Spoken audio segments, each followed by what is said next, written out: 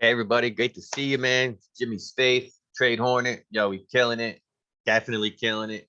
I just want to go over the play that I took today. I had one signal in our chat or text chat, my signal room for SPY, and I also had a signal in the voice chat, Tesla. To be honest, I guess I didn't say it loud enough.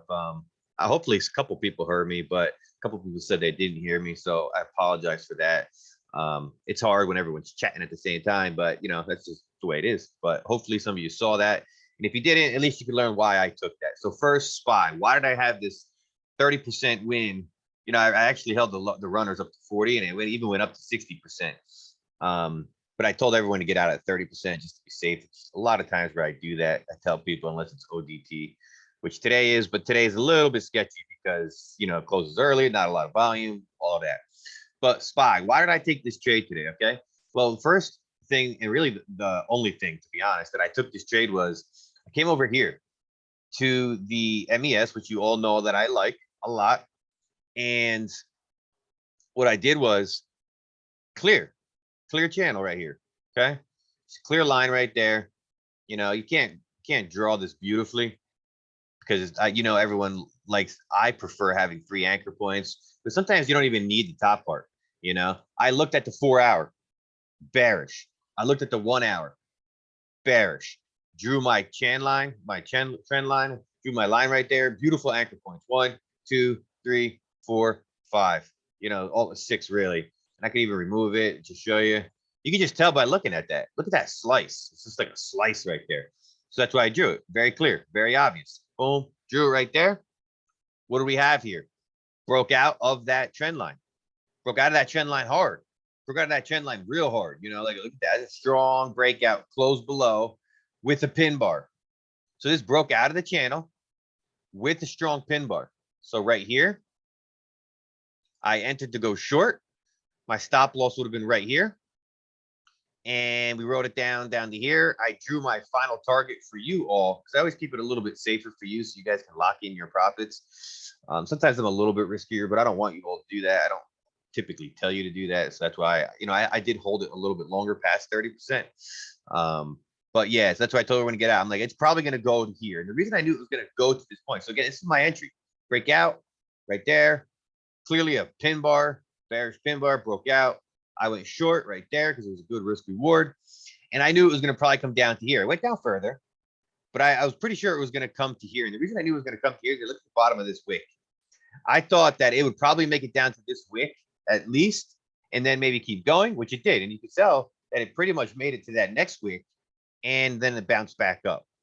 But I looked at the bottom of the wick, and I'm like, all right, it's going to go there, and it's probably going to go here. That's why I drew the line right there. That's where I told everybody that it'll probably go to, took my profits. That's why I took this trade. Really, it was that simple. The MES, I did take it on the SPY, not the MES. As you know, that they're very similar. They're actually the exact same thing, but just the MES is a little bit faster. But on the SPY, you can see it's the same concept right here. If you look right here, boom, oops, boom, right there. See that, see that, see that. Broke out, and then it made its way all the way down here. But this is why they use the MES, because the MES is a little bit faster and a little bit clearer. See how the MES gave us the breakout, the clear breakout of that trend line, but the SPY did not. It was a little bit sooner. It was just a little bit earlier, and that little bit early got us in to make a lot of money. And just so everybody knows, I invest between 2,000-3,000. Sometimes if I break the rules, I'll go a little bit harder. But 40%, 30%. We made a quick $900. 900. So those people who just joined up, you took my signal. Well, hopefully you didn't, because you know the rules. Stay in paper for the first month to get used to it. You would have paid for 2 years. Okay, even if you only use $500. Let's say you only use 500 for your investment, which you should all start doing. Made 150. You paid for 3 months.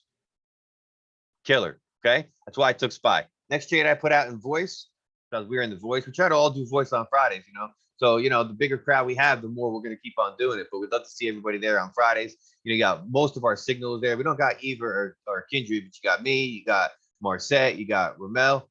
So come check us out on Fridays. But here's SPY. Okay, why did I take, here's Tesla. Why did I take Tesla?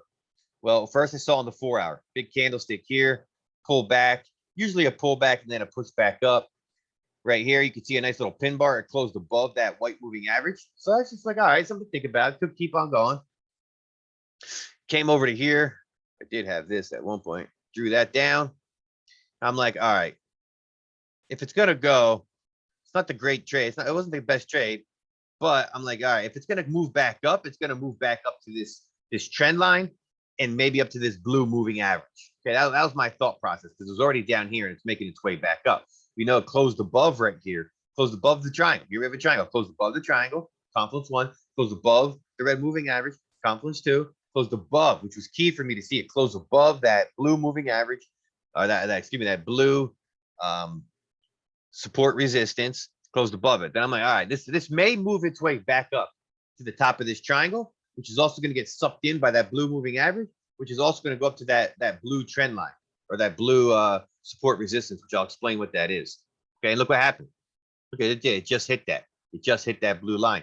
And remember, these support and resistances always suck the price action up. The price action always sucks it up. And that's, look at it, it literally just hit that. And I was pretty certain that it was going to go. But I came over to here and I see resistance. Okay, it's resistance right here. Then I saw this candlestick. Okay, first I saw this candlestick. Big candlestick, pulled it up. It retraced a little bit. You'll learn why in my class, why we wait for the 50% entry. Didn't get in yet because it didn't close above that. Here it did, but not beyond that. Then I saw this candlestick right here. And I saw that going up, up, up, up, up, up. And then it closed. And it closed above a support resistance, number 1. Blue moving average, number 2. White moving average, confluence number 3. Red moving average, confluence number 4. It closed above 4 strong confluences. I saw that. I put it out in signal real quick. Again, some people didn't hear. Hopefully some people did. And I got in right there. Pull back a little bit. Came up to here. Trimmed it.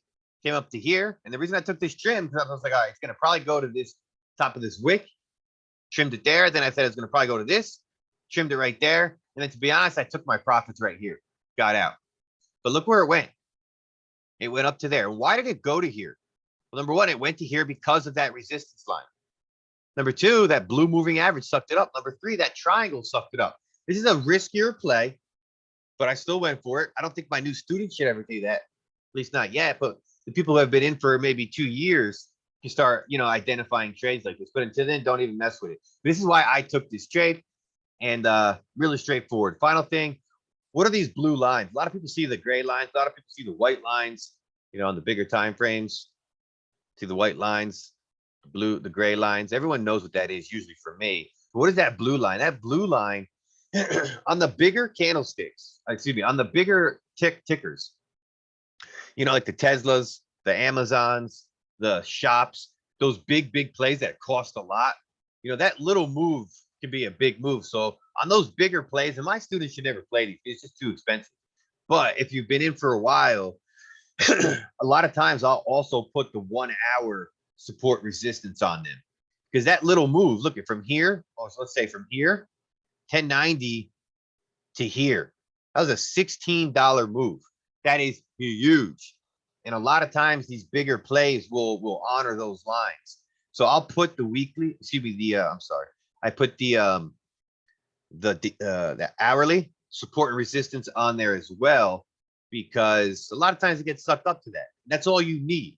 It's because these plays move so much that I'll use the resistance and supports on that daily chart. Everybody, hope this helps you, man. Hope everyone had a great Thanksgiving. Everybody ate good. Hope everybody made 30% win off my play today. And I'll see everybody next week. Be well.